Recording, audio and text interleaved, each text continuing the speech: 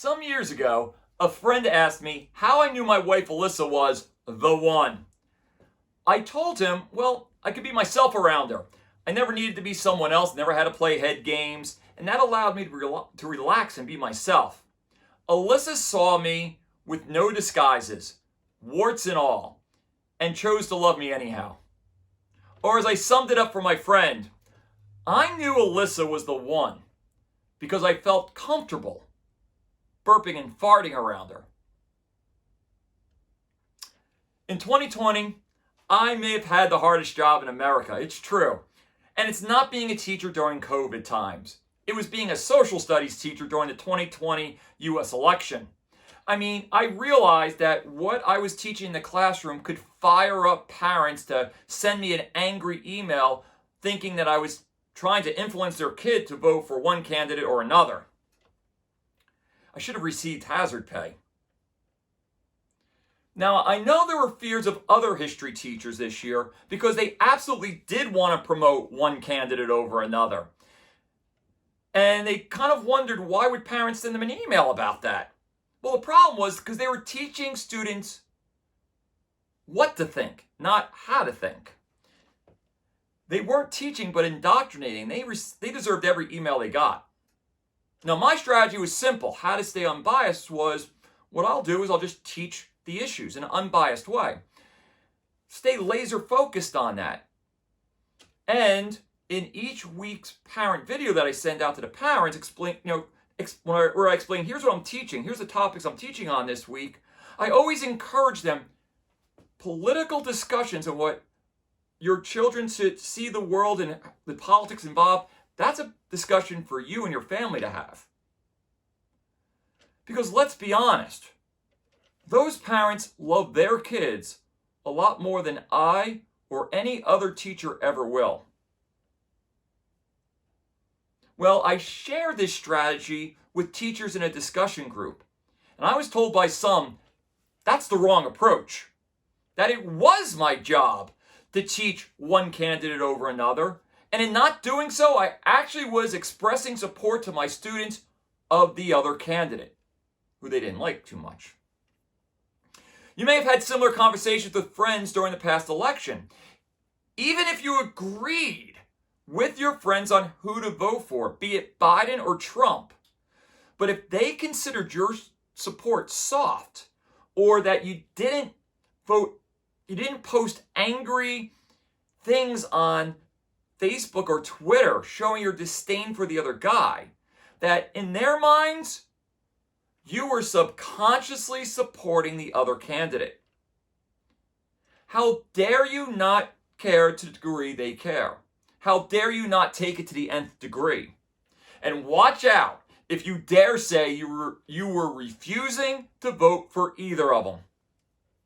Now, 20 years ago, people often complained that Christians in America saw too many issues in black and white.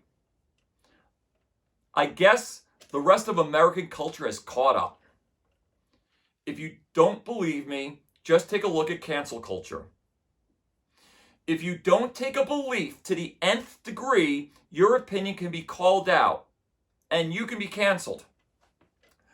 We have seen the social media mob seek to get people fired for their actions and statements, and not just recent action and statements, but also ones from years ago. And to be honest, there are times that their sins or illegal acts should be exposed. But if you were one to dare to suggest that we should take a step back and look at the whole situation and find ways to extend grace and restoration to the person who may have misspoke, you might find yourself in the crosshairs of the next cancel mob yourself. You may agree 100% what the person did was wrong, but your willingness to extend forgiveness and redemption to that person, in some people's eyes, are not taking the situation to the nth degree. Thus, you're not taking it seriously enough. Thus, subconsciously, you actually support that which you're saying you disagree with 100%. And if you don't believe me, Take a look at what happened to the longtime host of The Bachelor recently. Canceling is not about educating. It's not about redemption. It's not about reconciliation. It's about power and it's about punishment. And most people sit in fear of speaking out against it. They fear speaking out on what they really believe because they don't want to be canceled next. Canceling someone has become the modern day version of sending someone into exile. And before we begin to see this sermon as an attack on cancel culture in the greater society, which it isn't, we need to actually ask ourselves, are we guilty of cancel culture within the church? It's easy for us to sit here and attack those outside of Christianity for canceling people. But are we just as guilty of canceling people? A few years ago, before my own children were in school, a good friend of mine was struggling with people in her church that began to make her feel like she was doing the wrong thing by sending her child to a public school, rather than to a Christian school or homeschooling her. So I decided to write a blog on Facebook encouraging Christian parents that send their kids to public schools. I didn't attack homeschooling. I didn't attack Christian school. I figured each parent was making the choice they felt was best for their family. Well, some Christian parents weren't happy with it. One even canceled me on Facebook because how dare I encourage parents to send their kids to public school rather than denounce their schooling choice? How many of us do not share our struggles with other Christian friends because we don't want our faith questioned like that? Even worse, how many of us have heard of the struggles of a Christian friend and our first thought is, I thought so-and-so is strong in their faith. And that thought is the reason people keep their deepest struggles to themselves and don't have a place to release it. The church is supposed to be the place they release this, the place that is supposed to be providing God's and comfort through his people. And what happens is we have Christians among us in our churches, in these pews, who are struggling with sin, sinking in depression, or going deeper into addiction because they are too afraid to ask for the help they need. Now, they did a survey a few years back looking at alcoholism and religious faith. They discovered that Jewish people had the least amount of alcoholism within members of their faith, and that fundamentalist Christians, ones that not only call drunkenness a sin, but drinking any amount of alcohol a sin, with the highest amount. How is it that the group that has wine as part of their religious observances have the least amount of alcoholics, and those that labeled any drinking whatsoever a sin having the most? Simple. If you are sneaking a drink here and there, and it gets to the point that it controls your life, you can't turn to the people who should be the ones there to help you the most because you were sneaking the drink in the first place. So the alcoholic in this setting does all they can to cover up their alcoholism in fear of being canceled by the church that God created to be their lifeline in situations like this. Here is how the Christian artist Rich Mullins, the man who sang Awesome God, believed the function of the church to be. Quote, I never understood why going to church made you a hypocrite either, because nobody goes to church because they're perfect. If you got it all together, you don't need to go. You can go jogging with all the other perfect people on Sunday morning.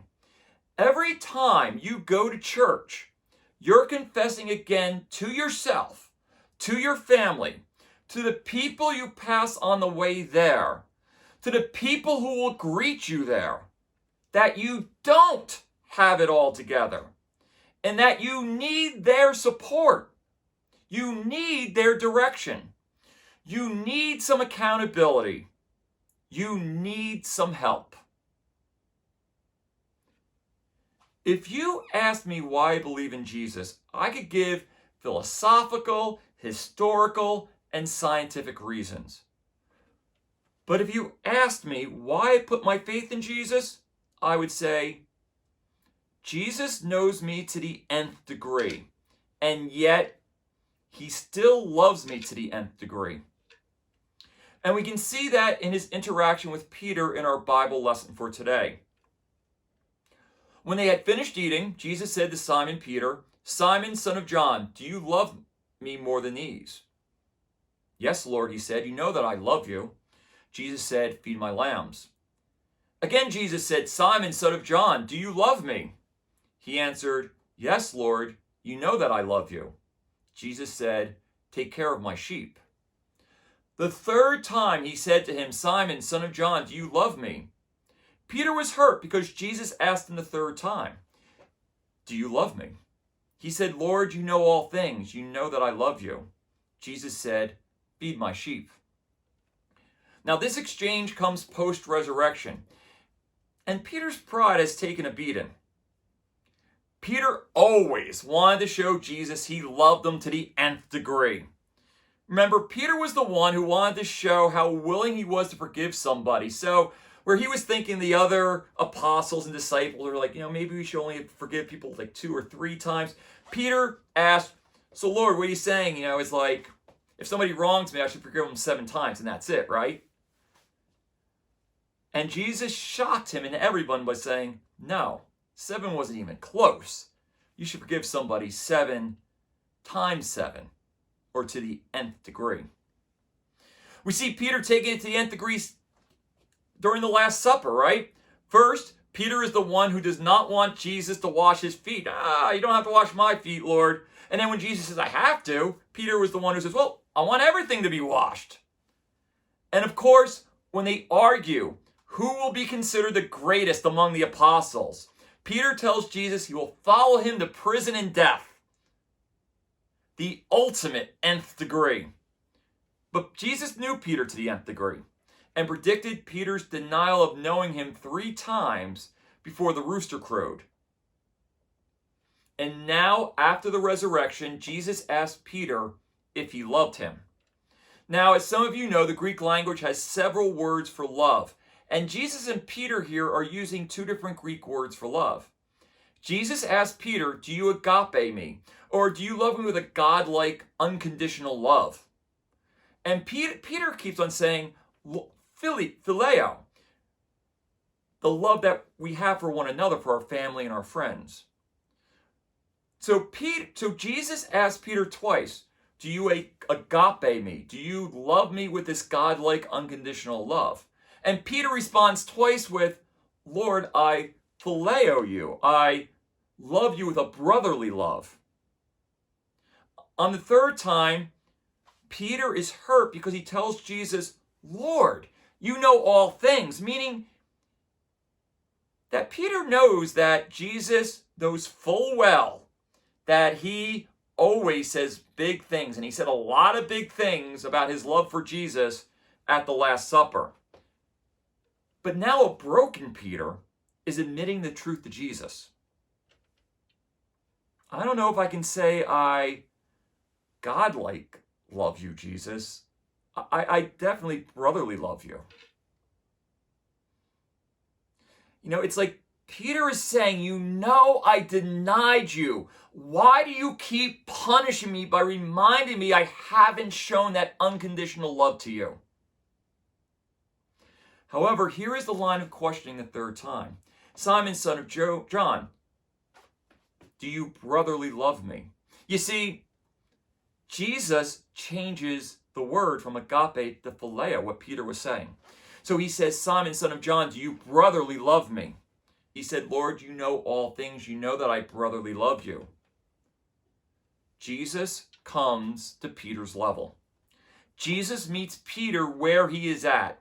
He isn't questioning Peter to condemn him for denying him. He's not canceling Peter.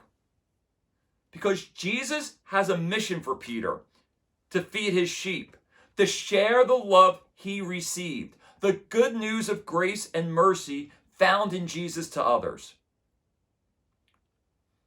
The person who's come to know me the most in my life is my wife.